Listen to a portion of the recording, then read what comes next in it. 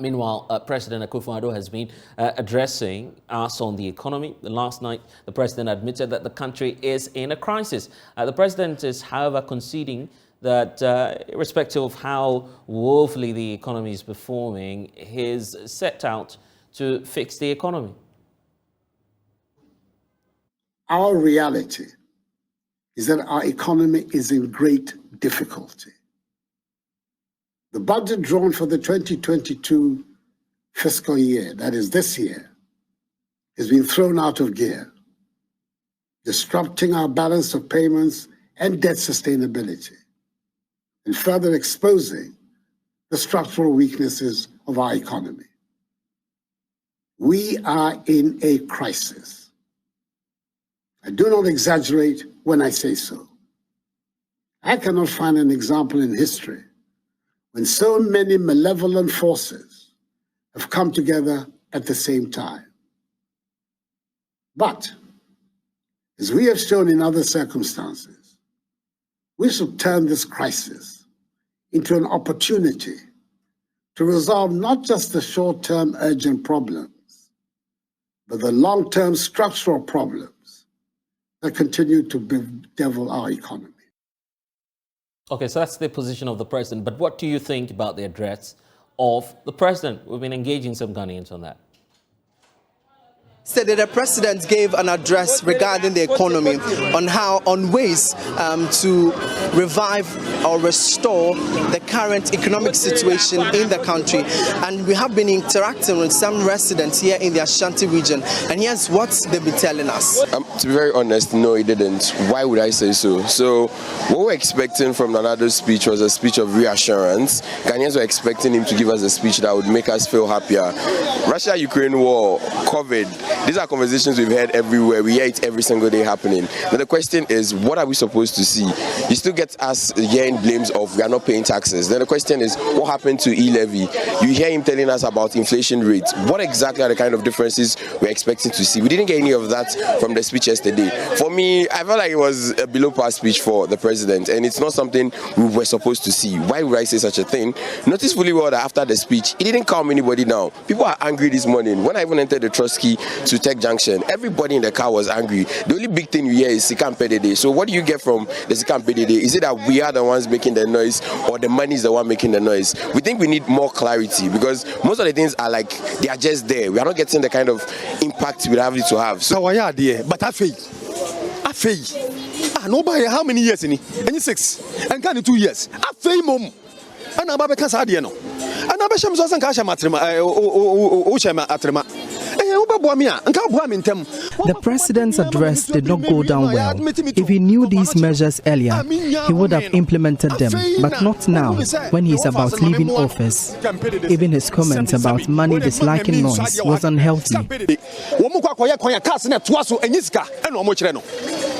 It was about 40 something, and you can almost campaign the same. It's campaign that which I said, it's campaign then is a will you show off? Yes, and then Mrs. Sankaway or Chakaway and the VAT near there is a campaign. Yet to the morning, and no my boy, why I say a grenade, ye Nipan or mining any Nipan now, and no money too much. No man paying so be and 1.2. I was there 50 cities, 5 million. We as a people must be considerate about the profit margins we want to make. We are in all this together.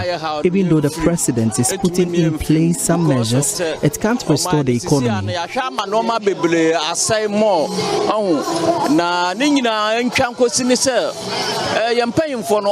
Especially near Joe tax 2 million krana because of so argument, but yet you count. Yes, a Juma, Oh, if we saw to me and Sabe Boagana, if you say, your Kafuel market all can once MCC last time, in the next 3 days, going up there with Cocotofu, I mean, you should diesel car. We talk for 18.99 pesos in Ghana as a per liter. Now, if we say the consumer of it, maybe I'm one more here. I think what he is rolling out would help, especially with the fuel. Some of us aren't breaking even. So if he is in talks with international fuel marketers for affordable ones, then it should should help. Around 3:30. Now, new time I was me pon, but me nam se me fu na ya me skondum na dey no. Na aburo sa ma fu ne sa, but me just come nya ya na enso. Ma me ye dey. E pon kofi. Ti so obetuma nya filling station bi ona so obetuma ma prices na akofom kakra na ye enso ye ho ba hare ya nka me fi se ke bebo ye nsema ye dey ama na nyuma pa oye. Me mo se ankure hunu. Ankure hunu dey na oye. Because o speech no. O say friends obeti akotu aso. Na akotu na so obeti so no. His speech was empty. He indicated he was going to cut down on some government salaries, which I doubt he would.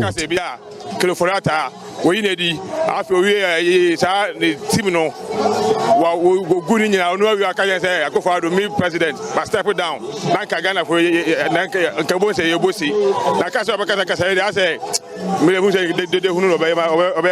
So generally, residents here in the Ashanti region are saying that the president's address yesterday on the economy is only a knee-jerk reaction.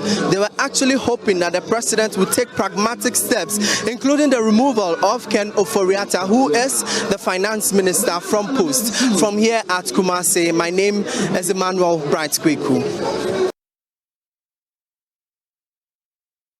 The concerns from the Ashanti Regional Capital, Kumasi. I want to hear now from former Deputy Finance Minister Kweku Ricketts-Hagan, who is joining us via phone now. Good afternoon to you, sir. Thank you for your time here on the Pulse. So, your initial reaction, the President, first of all, concedes that indeed we have a crisis, but he's fixing it. Thank you very much, and good afternoon to you and your listeners and viewers. Can you hear me, please? Loud and clear.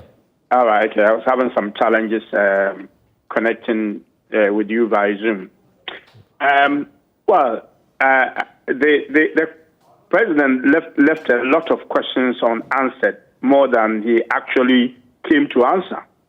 I think the problem that this government has is that the communication that we usually get from the of the president lacks clarity, or from the government in general. It lacks clarity and is usually uncertain. Yesterday he was talking about, people speculating and doing propaganda and talking the economy down. Look, it is actually the government that is talking the economy down. Because when you make statement or when you address the nation and it is still muddy, it is not clear and it is not certain, then you leave room for people to speculate and have other views on what you intend to do. There is no clarity in anything that he actually said, maybe one or two. First of all, let's look at the debt situation, which is the elephant in the room. Now, we have a debt, of over 500 million. And then the president saying, which is almost about 100% of GDP. The president is saying that we are going to bring the debt down to 55% in 2028. The government doesn't tell us, or the president doesn't tell us, how we are going to leap from where we are to that figure he mentioned in 2028. There are no steps as to what we are going to do in 2020, end of 2022, 23, 24, which is basically out of power, 25 and 26. When we don't have such a clear plan, anybody at all can say anything and say we'll get the debt. Well, that's what we all want to get the debt to. But then how are we going to do it? Still is the question that has not, the president has not been able to answer. When you talk about the currency, which is basically crippling us at the moment, the depreciation of the cedi, which is basically gotten out of hand, the president talks about new monies coming in. Now, the question is it the money that we are already expecting, which is the cocoa syndicated loan, which, of course, when it comes in will help? Or is there any other money that the president has negotiated or the government has negotiated that is going to come in? In the past, we know we get cocoa syndication, we know we get Eurobond following that, and that we know that we have enough in our reserves to be able to prop up the reserves and cushion the currency. There is no such thing as the market now. So it's coming in, in drips. So is that the new monies that the president is actually talking about? Or is it something that we don't know? Be it as it may, on the forex market, it appears that the cedi is responding favorably. We've seen at least a marginal decline in terms of how the US dollar is appreciating against the cedi. So given that fact, could it not be the case that indeed speculation could be triggering? It looks as if we are living by the day. Obviously, if the president's statement or the president's address indicate that some money is coming in soon, then obviously people expect straight away that is going to be the cocoa syndicated loan. So, of course, the market will react. But we are at the moment living by the day. It's become a day-to-day existence where we hear this money is coming in and then something small happens and then we'll go back to where we were, or even worse.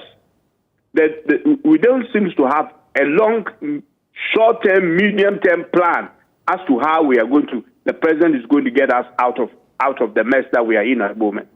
He talks about doing things with GRA to be able to increase our revenue. Look, this is a conversation we've been having for years, that we don't generate enough revenues and we are around 11 to 13%. We need to get to 18 like our peers and all that.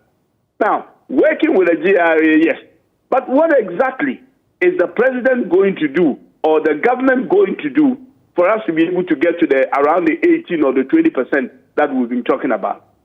The problem is that when we say all these things and we think we are communicating obviously to the citizens in terms of giving them some hope, in terms of communicating with the business community and the international community, in terms of bringing confidence into the market, and then obviously the government's own credibility, talking to us in a way that we will have to believe that the government actually means what they say and they are going to actually do. To tell us that there's not going to be any haircut. Yes, great. It will buy you a few cedis for a day or two. The question the market wants to know is that your debt is not sustainable. We have all established that. Right. That the World Bank, IMF is saying our debt is not sustainable. Be that as the IMF doesn't lend money to people who don't have a sustainable debt. Be that as it may, the president. Be that as it may, the president is giving us a clear sign that he's hopeful we'll get the IMF bailout by the end of the year. Sorry, I couldn't hear you. Yeah, I'm saying be that as it may, in terms of how unsustainable our debt situation may be, the president is giving us a sense that we may be getting the bailout by end of year, December. Well, that is not, look, the bailout on its own is not going to resolve our problems. So many things will have to happen. If we get a bailout, that will give us a temporary relief. It doesn't resolve our unsustainable debt situation. So the question then becomes, first of all, even for us to be able to get a program, unless IMF changes the conditions upon which they give this facility or upon which you can get into this program, it is clear IMF does not lend to countries that have debt unsustainability issues. And we clearly have. If you have, and you still want to get on the program, you need to restructure your debt. What is restructuring your debt? One form of restructuring is the haircut. The president is categorically clear that we are not going to have a haircut. So what other form of restructuring is the country looking at? Because basically, if the structure of your loans are not sustainable, that you cannot be able to pay your loan long term, that is why you are restructuring from the current loan structure that you have, which makes it impossible for you to pay your debt. So you are restructuring it. Normally when you restructure any loan, it hits the creditor, the person who lend the money to you and those who lend the money to the creditor to lend it to you, i.e. the banks, the insurance company, the pension funds, and what have you. So if you're not going to get a haircut, what kind of pain are we going to inflict to these creditors? Okay. That's what we want to know. Right. Now, it is a vague statement to say that we are not going to get a haircut. Does that mean we are not going to restructure? Okay. If we are going to restructure, what are we restructuring? Because we thought we were going to restructure domestic debt. Now it looks as if we are not, that's where the haircut was going to happen. Now it looks as if we are not even going to get a haircut. In that case, are we even restructuring the domestic debt or no? Or are we now looking at restructuring the foreign debt? A lot of questions have been left unanswered. Indeed. Unanswered. And that is what leads to speculation, not propaganda. Because a lot of the people who are talking are people who understand these things. Economists are talking, finance people are talking, people who understand these things. And now, if you want to give an alternative view on the economy, you are seen as if you are seen as someone who is talking the economy. And part we cannot live in a country like that. Right. And part of the question that many have been asking, one has got to do with the fate of the finance minister. If you can raise your... At least the minority, your side of the house, you are clear enough in starting the process of trying to get a vote of censure against the finance minister. The president has been silent on that in his address as to what may happen after the IMF negotiations with regard to... Again, that is a difficult area. Yes, clearly, we want the finance minister out, and there are reasons for that. And recently, we have been joined by our colleagues on the other side of the government demanding same. For me, it's simple. A man who doesn't believe in the IMF, who said we'll never go to the IMF, who said we are a proud nation and we're going to do it ourselves, who talked down the IMF, then the IMF is basically up to no good and that we can do things ourselves, makes a U-turn and now goes to the IMF and is telling us that he's the same person who is going to negotiate with the IMF, the institution that this person doesn't believe in. What sort of negotiation are we going to get? And then when we do get one, as he had told our colleagues who went to see him, if we do get one, so Honorable Ken Ofori-Atta is negotiating a deal that will be implemented by somebody else. Or is the president just buying time and come up with a different story? We said we will never go to the IMF. We said all sorts of things. Eventually we did. We said we are not going to get a haircut. Now, what is the credibility in the president's statement? Looking at his previous statement or the previous statement by the government, where a lot of things were said about the IMF program and eventually they've entered up there. How should I, as an investor, a business person, or a citizen in this country, believe anything that the president says? And that a few days down the road, they will not come and change the story for us. Interesting questions there, but I'm grateful for your time. That's the former Deputy Finance Minister, Kweku Rickett-Hagan, joining us here on The Pulse. We're grateful for your time. But for those of you who are not aware of how the market reacts, let's speak to a forex trader, Stephen Kwashi, who is an analyst with Calculus FX. They understand how the market works in terms of currency. And Stephen, it's a good time to be talking to you. Welcome to The Pulse. Now, are we able to get even the official figures as we speak? Some say, well, it's $1 to 15 cedis. Some say it's 1 to 13.75. What's the rate at which we're trading right now? So I think I'll first of all thank you for the opportunity that you've given to me, and a very good afternoon to your listeners. So what we are looking right now in the market is the rate. First of all, we need to understand that we have the interbank rate and we have the rate that is given to the normal citizen or the consumers. One of the things people mistaken is that recently the Bank of Ghana, through its Twitter handle, have been posting FX rate. And people think of that rate as the normal rate that they go to the bank to get. It's very confusing. So I feel like it needs to be clear, even though it is written there that it is the interbank rate. Okay, but it needs to be clear because it is a way they are using to tell people that the rate is coming down. Because if you watch the comments, everybody says, oh no, I've checked Google, even though it is not right to check Google to look at the rate. The rate there. Yes, but people do that. People check different means that they use to get the rate. So it needs to be clear that the interbank rate is the rate. And that's precisely why I'm asking the question as to what rate we're dealing with now. On the market, on the average, if you go into the markets right now, what's going to be that average you're going to be dealing with? So we are looking at something like 15 cedis. Really? Yeah. So it's not though it's coming down. No. Right. Bank of Ghana posted 13. Right. 13.01. That was as at Friday, 27th. You know, those rates are the interbank rates. We, the normal consumers, we people who go to the bank to acquire dollars for our business transactions, we don't use those rates. Okay, so it needs to be clear. So at any that's why point we need clarity. What influences that largely? The fact that I still walking, BOG says it's 13 cities and I still walking and I get to that 15. 15. Yes.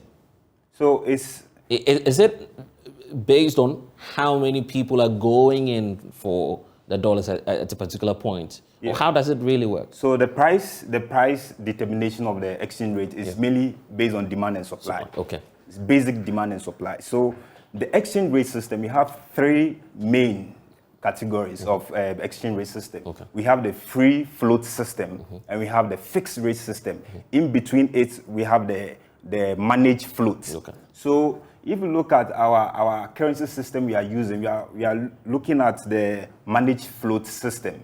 So it is mainly driven by the demand for the dollar. So if people are demanding more dollar, the dollar is going to rise. Do you get it? And this is which system you're referring to now? This is the float system. The float system. Yes. Okay. It is the interaction between the demand and supply. And the supply, right. So people cannot just influence what happens the on the exchange market, rate. right. So when I hear that Sikam Pedede, you know, if you talk down... Yeah, and by that, the president is referring to speculation. Speculation. And how it affects, influences the market. Speculation affects the market. There's no doubt. Okay. It affects the market. Okay, but the magnitude of it, $6.6 trillion is exchanged over the forex market every day. How much do we have? How much does one speculator has? So we have to look at the root cause, the fundamental of So what you're saying is you doubt how much of an influence speculation could have at this point on the city? So first of all, we look at the fundamentals, okay? Right. So speculators are looking at the fundamentals and they've seen that the fundamentals are not strong. So if the fundamentals are not strong, it exposes the economy. Then the speculators may take advantage of it. So if there is nothing... So it's normally a tie-on effect, right? Yeah. They look at some of your profiles and how poorly you're doing in some aspects of the economy and then begin to speculate on that. So it won't happen in a vacuum. No. But then in terms of magnitude, are you saying that if I speculate, if we have a lot more people, credible sources, speculating that the city is not performing well, that's not going to affect the market? Is that what you're telling us? So the magnitude is very low. Okay, so we look at the economy. You know, something happened. We have this forex trader called George Soros. Okay.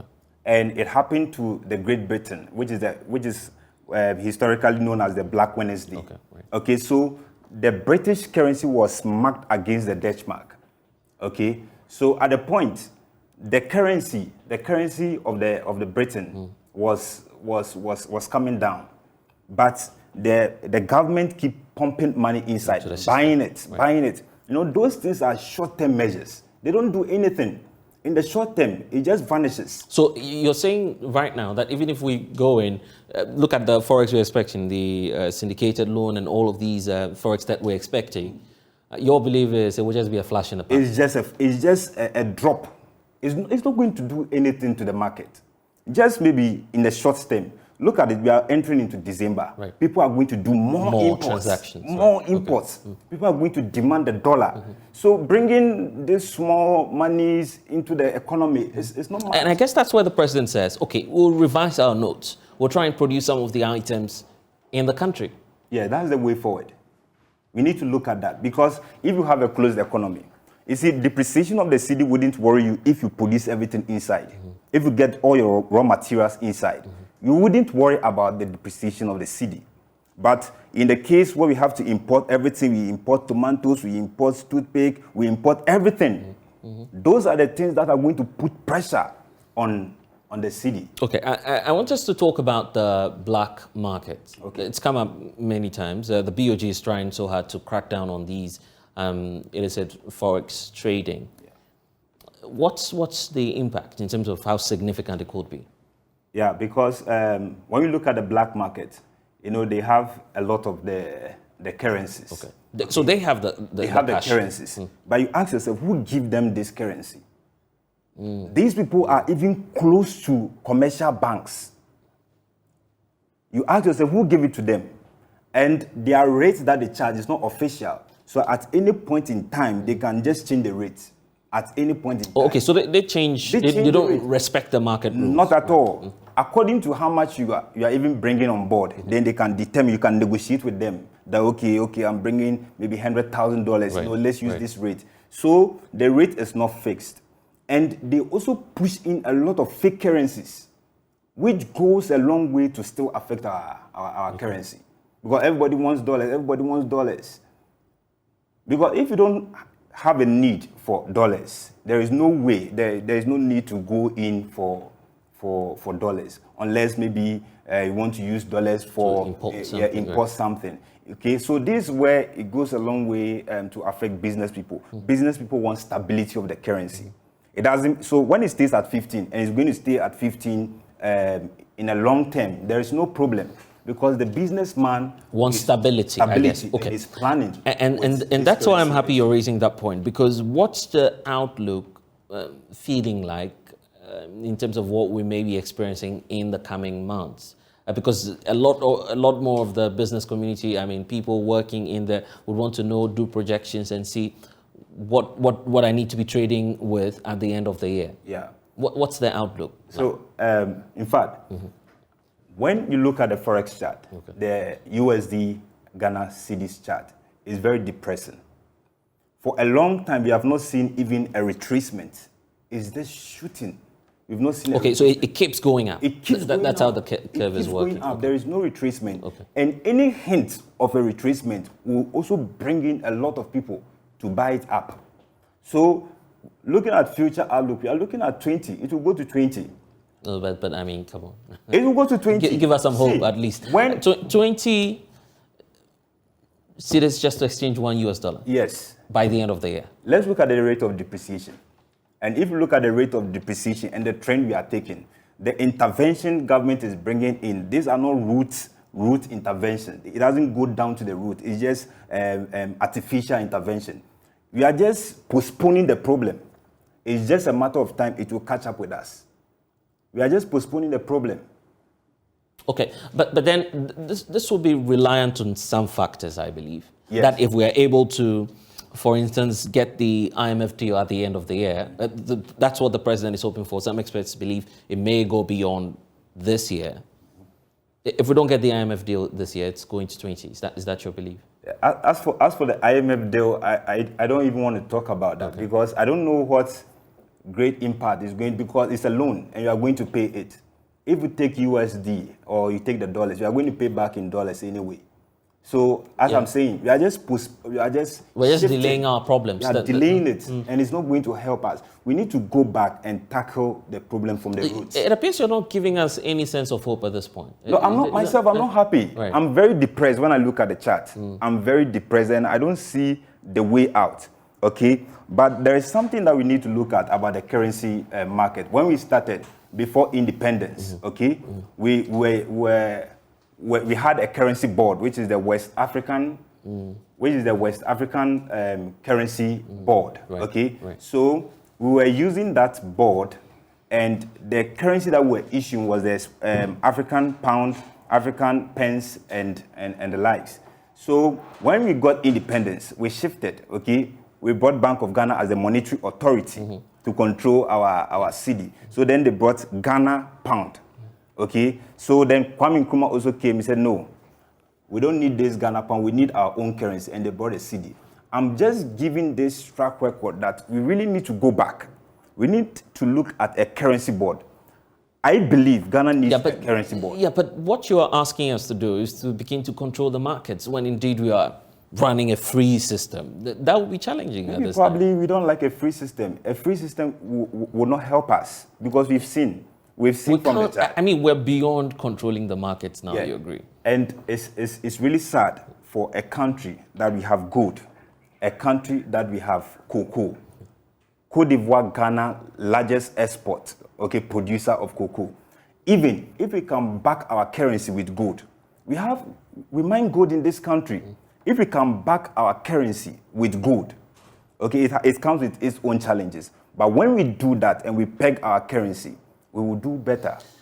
Anyway. Because as I said, the businessman is not interested in the free fall of the cedi. They are looking at the stability so that they can plan with their business. Okay, Stephen, we have to go. What will be your message to Ghanaians, those who especially deal in the markets? You deal a lot in the market. I do a lot. So we watch the market. What's your prediction and what do you have to share with them by the end of the year? One thing I would say is that let us not panic. Right. If you panic, you failed. If you have some money on the side, don't panic, don't be in a rush, because the government is going to bring interventions.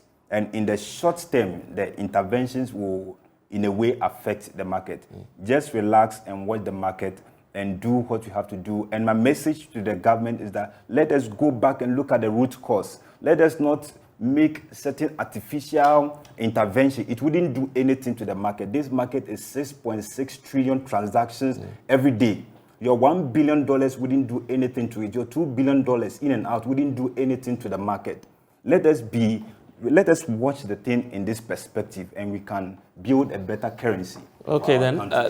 So you're hearing it from the expert, Stephen Kwashi, happens to be an analyst with Calculus. Of course, they're dealing a lot of Forex. So that's the prediction for you. We'll be back after this break. When we return, we'll talk about controversies surrounding the appointment of the new acting Director General for the Ghana Education Service. He has a word or a message to all teachers. We'll get that shortly.